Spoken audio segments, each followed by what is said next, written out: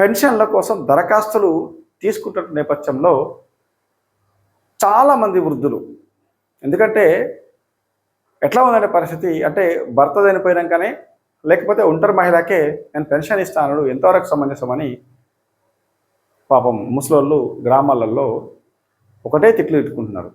So reason ఏంటిది మరి? Right now సర్కార్ దగ్గర పైసలు లేకపోతే పైసలు లేవని చెప్పేసి అసలు ఎవరికి ఇవ్వద్దు. కానీ ఇట్లా మీరు ఆగస్ట్ 15 కల్లా కొత్త పెన్షన్లు ఇస్తామని చెప్పేసి ఒక నోటిఫికేషన్ ఇచ్చుకొని ఇలా ఇంతవరకు ఎంత ఆగం చేస్తూ ఉన్నారు జనాల్ని. సో ఇక ఈ వృద్ధుల పెన్షన్ గురించి మాట్లాడుతూ ఉంటే ఇక గ్రామాలలో తెలంగాణలో ముఖ్యంగా ఉమ్మడి కరీంనగర్ జిల్లా కావచ్చు, నిజామాబాద్ కావచ్చు, ఆదిలాబాద్ కావచ్చు, సో ఈ జిల్లాలలో చాలామంది మహిళలు బీడీ కార్మికులు, అంటే బీడీ కార్మికులుగా బీడీలు చుడుతూ జీవనం కొనసాగిస్తూ ఉంటారు. వాళ్ళకు కూడా అప్లికేషన్లో వాళ్ళకు చోటు లేకపోయేసరికి తీవ్రంగా వాళ్ళు ఖండిస్తూ ఉన్నారు. ఈ సగం సగం పెన్షన్లు నిన్ను ఎవడు ఏమన్నాయా బాబు అనే పరిస్థితికి వచ్చేసిరనే చెప్పుకోవచ్చు. ఇంకా మనం చూడొచ్చు, ఇక్కడ భారతీయ జనతా పార్టీ ఆధ్వర్యంలో ఇక్కడ బీడీలు పెన్షన్, అంటే బీడీలు చుట్టుకునే వరకు మాకు పెన్షన్ కావాలా, అందులో మాకు అవకాశం కల్పించాలని చెప్పేసి ఈ రకంగా ఆ రోడ్డు మీద కూర్చొని ఆ యొక్క పెన్షన్ కోసం నిరసన వ్యక్తం చేసినటువంటి మనం ఫోటో చూస్తూ ఉన్నాం.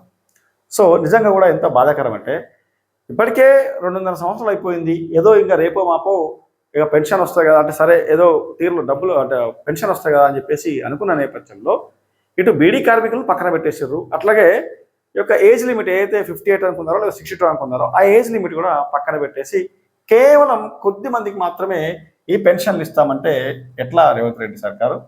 సో ఇవాళ కనీసం ఈ కొత్త పెన్షన్ల కోసం గైడ్ లైన్స్ ఇచ్చినటువంటి చూస్తే నిజంగా అసలు అది ఎందుకు ఇస్తున్నారు అనేది కూడా అర్థం కాని పరిస్థితిలో జనమైతే ఉందని చెప్పుకోవచ్చు.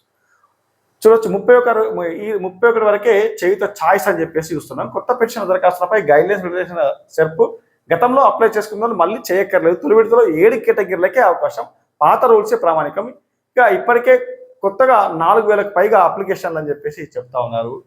చూడొచ్చు, వితంతువులు భర్త డెత్ సర్టిఫికేట్ అంటున్నారు, ఇక ఒంటరి మహిళలు సపరేషన్ నివేదిక, ఇక గీతా కార్మికులకు సంబంధించిన ఎక్సైజ్ శాఖ సర్టిఫికేట్, చేనేత కార్మికులకు చేనేత సర్టిఫికేట్, ఇక పైలేరియా బాధితులు అలాగే హెల్త్ సర్టిఫికేట్ ఇవ్వాల్సి ఉంటుందట.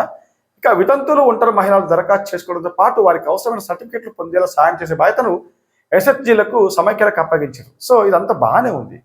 మనం ఏమంటున్నామంటే ఈ పెన్షన్లలో మీరు చేయుత పెన్షన్లు కావచ్చు, ఇప్పుడు ఇచ్చిన పెన్షన్లలో ఈ వృద్ధ మహిళలకు వాళ్ళు ఏం పాపం చేశారు మరి? అంటే సరే మహిళలైతేనేమి పురుషులైతేనేమి ఆ వృద్ధులు ఏం పాపం చేశారని చెప్పేసి వాళ్ళు ప్రశ్నిస్తూ ఉన్నారు. ఇప్పటికే ఉచిత బస్ సర్వీస్తో మగాళ్ళ నుంచి తీవ్ర వ్యతిరేకత అంటే వచ్చిన నేపథ్యంలో ఇక్కడ ముసలోళ్లకు పాపం వాళ్ళు ఏదో చాలా అంటే కేసీఆర్ సర్కార్ నందు 1-2 సార్లు అవకాశం ఇచ్చిన తర్వాత ప్యాక్ చేయడం జరిగింది.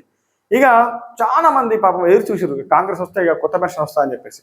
సో మీరు ఆ యొక్క అప్లికేషన్లో వాళ్ళకి అవకాశం ఇవ్వకపోతే వాళ్ళ పరిస్థితి ఏందని చెప్పేసి జనమంతా గగ్గోలు పెడతా ఉన్నారు. సో రేవంత్ రెడ్డి గారు మీరు ఇక్కడైనా జర ఈ దృష్టి పెట్టుకోవాలా, ఈ వృద్ధాప్య పెన్షన్లు అలాగే బీడీ కార్మికుల పెన్షన్లు తప్పకుండా వాళ్ళకి ఆప్షన్ ఇచ్చినట్లయితే కొద్దో గొప్ప పాపం ఆ వృద్ధులు కొంత హ్యాపీగా ఫీల్ అవుతారు. ఎందుకంటే చాలామంది మనం చూస్తూ ఉంటాం గ్రామాలలో లక్షల రూపాయలు ఉన్నప్పటికీ ప్రభుత్వం ఇచ్చే ఒక 2000 పెన్షన్ మీద వాళ్ళ ఆధారం, వాళ్ళ దృష్టి అంతా దాని మీద ఉంటుంది, నాకు పెన్షన్ రాకపోయా అని చెప్పేసి.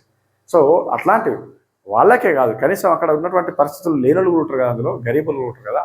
మీరు ఇట్లా వృద్ధాప్య పెన్షన్లు పెట్టకపోవడం వల్ల చాలామంది తీవ్రంగా నష్టపోయే పరిస్థితి ఉందని చెప్పుకోవచ్చు.